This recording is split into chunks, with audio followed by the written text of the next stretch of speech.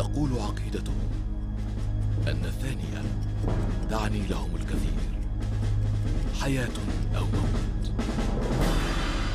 لهم ترتفع الهامات في السماء فخرا وعزة،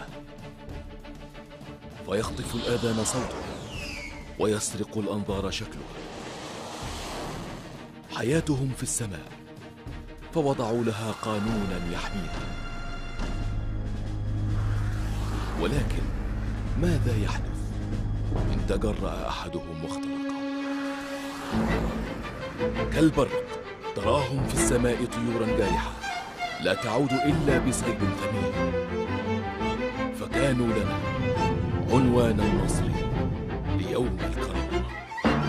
القوات الجوية المصرية، نسور تحمي سماء مصر.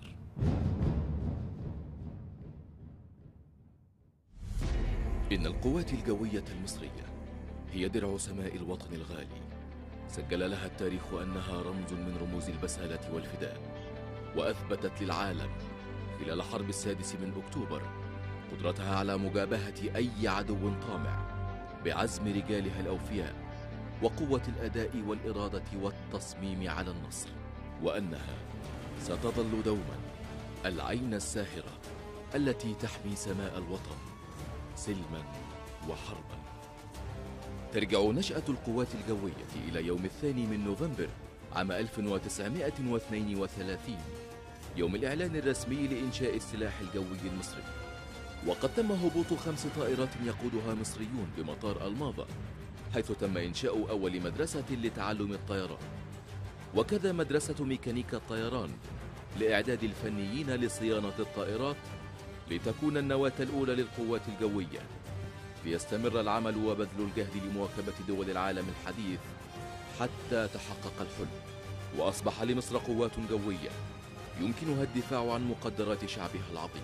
وسريعا ما شاركت في الحرب العالمية الثانية بعدد من طلعات مراقبة وحماية الحدود المصرية، ثم اشتركت في حرب فلسطين عام 1948 وحرب السادس والخمسين، وما لبث أن يكتمل البناء الحديث للقوات الجوية المصرية حتى جاءت حرب 5 يونيو عام 1967، وفقدت القوات الجوية معظم طائراتها على الأرض، وظن العدو أنه قد نال من عزيمة وطن وشعب.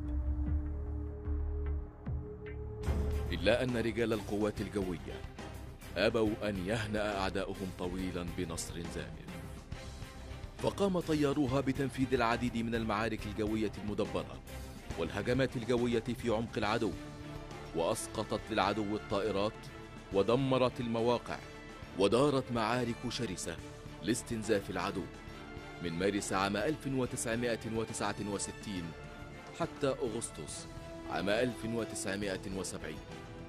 حرب مهدت إلى معركة النصر، معركة العزة والكرامة، حرب السادس من أكتوبر 1973، وتقلع مقاتلاتها يوم السادس من أكتوبر بكثافة عالية لتعبر قناة السويس إلى أهدافها المحددة.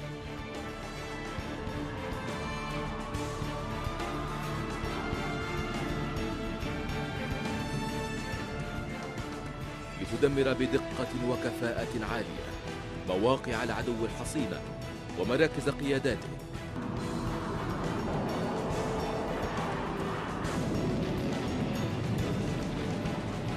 وتمهد لجنودنا البواسل عبور أكبر مانع في التاريخ،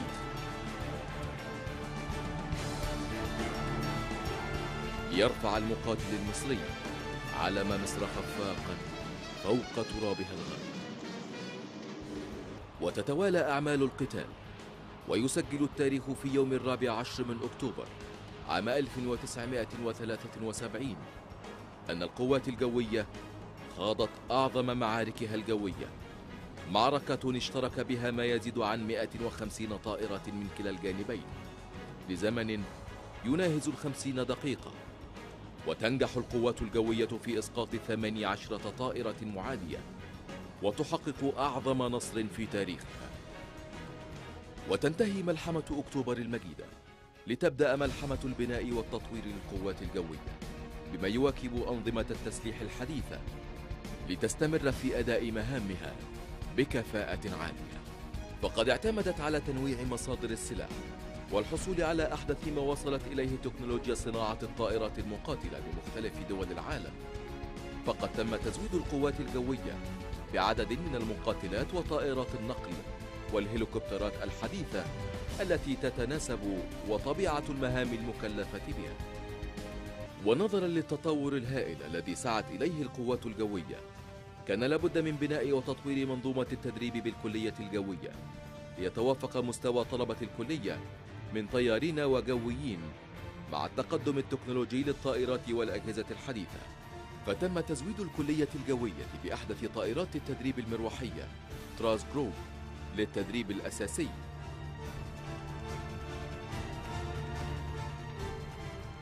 والطائرة K8 النفاثة للتدريب المتقدم، والمزودتان بأحدث الأجهزة الملاحية وأنظمة التسليح المتطورة لتدريب الطلبة.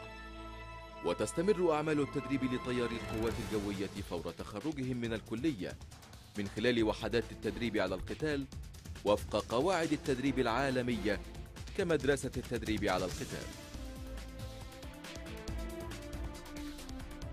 كما تشترك القوات الجوية في العديد من التدريبات المشتركة مع الدول الصديقة والشقيقة لصقل مهارة الطيار المصري، علاوة على مستويات التأهيل الخارجي بالعديد من دول العالم للطيارين والجويين والفنيين من الضباط وضباط الصف، الأمر الذي يمكنهم من التعامل مع الطائرات والمعدات بثقة وكفاءة فنية عالية. وتحرص القوات الجوية على تنفيذ البيانات العملية كل عام، ويعتبر البيان العملي هو أرقى مستويات التدريب القتالي، وتنفذ تلك البيانات نهارا وليلا في تعاون وثيق بين أسلحة الجو المختلفة وباستخدام الذخائر الحية لتثبت القوات الجوية أنها قادرة على تنفيذ جميع المهام العملياتية باحترافية في جميع الأوقات وتحت أي ظروف.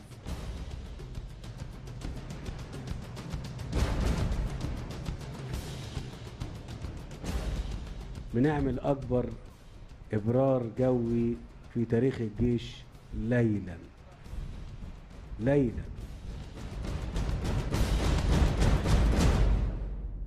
ولصقل المعرفة العسكرية والسياسية على المستويات المختلفة، ينضم المتميزون من الضباط إلى كلية القادة والأركان وأكاديمية ناصر العسكرية العليا. وفي مجال القيادة والسيطرة تمتلك القوات الجوية أرقى وأحدث مراكز القيادة والسيطرة، وتحرص دائما على تطويرها وتزويدها بأحدث أنظمة لتبادل المعلومات. وقد تم إدخال منظومة القيادة والسيطرة الآلية بالقوات الجوية التي يديرها رجال يمتلكون أعلى المهارات والدرجات العلمية في تشغيل وصيانة الحواسب الآلية للمحافظة على أقصى درجات الاستعداد القتالي، وللمحافظة على كفاءة معدات أسلحة الجو الحديثة والمتعددة بما فيها من أجهزة وتقنية حديثة. تمتلك القوات الجوية منظومة للتأمين الفني الشامل تضارع بإمكانياتها أرقى دول العالم. فمن داخل ورش الطائرات ومعامل الاختبار الحديثة يتم إجراء أدق عمليات الصيانة والتي تصل لمستوى العمرات الكاملة والتحديث للطائرات ومعدات التسليح بأيدي فنيين ومهندسين مصريين شهد لهم العدو قبل الصديق بالمهارة والدقة في الأداء، مما يحقق وفرا لميزانية الدولة ويحافظ على أعلى درجات استعداد قتالي لمعداتها.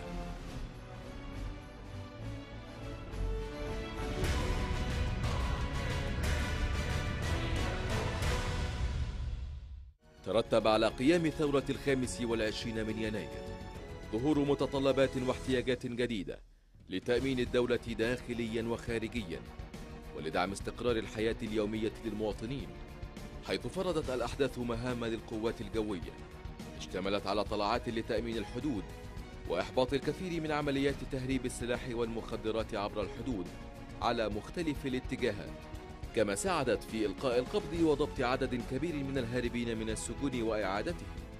كما فرض الوضع الأمني الداخلي للدولة قيام القوات الجوية بنقل الأموال وأسئلة امتحانات الطلاب إلى المحافظات، وذلك لصعوبة تأمينها على الطرق البرية، وأيضا نقل القضاة لتأمين الانتخابات المختلفة. كما قامت طائرات الإسعاف الطائر بنقل المصابين من جميع أنحاء الجمهورية إلى المستشفيات لسرعة تلقي العلاج. كما ظهر دور القوات الجوية الفعال في تأمين المظاهرات السلمية أثناء ثورة 30 من يونيو عام 2013. وبعد ثورة 30 من يونيو ظهرت كثافة العمليات الإرهابية وخاصة في سيناء، وقد قامت القوات الجوية بدور رئيسي وحاسم في معاونة التشكيلات التعبوية للقضاء على الإرهاب في كافة ربوع مصر. ولا تنسى القوات الجوية مقاتليها الذين حملوا الأمانة في الدفاع عن مصرهم الغالية، وما قدموه من أرواح ودماء من أجل وطنهم. واستمرارا لمسيرة العطاء، فإن القوات الجوية ستظل العين الساهرة سلما وحربا لحماية سمائها وتوفير الأمن والأمان لأبناء الوطن الحبيب، وستبقى على عهدها مع شعب مصر بأن تبقى درعا لسمائها، حريصة على أن تثبت للعدو قبل الصديق أن لمصر رجالا صدقوا ما عاهدوا الله عليه، سلاحهم الإيمان والعلم والعمل، قادرين على حماية الغد المشرق، محافظين على شعارهم دائما: إلى العلا في سبيل المجد.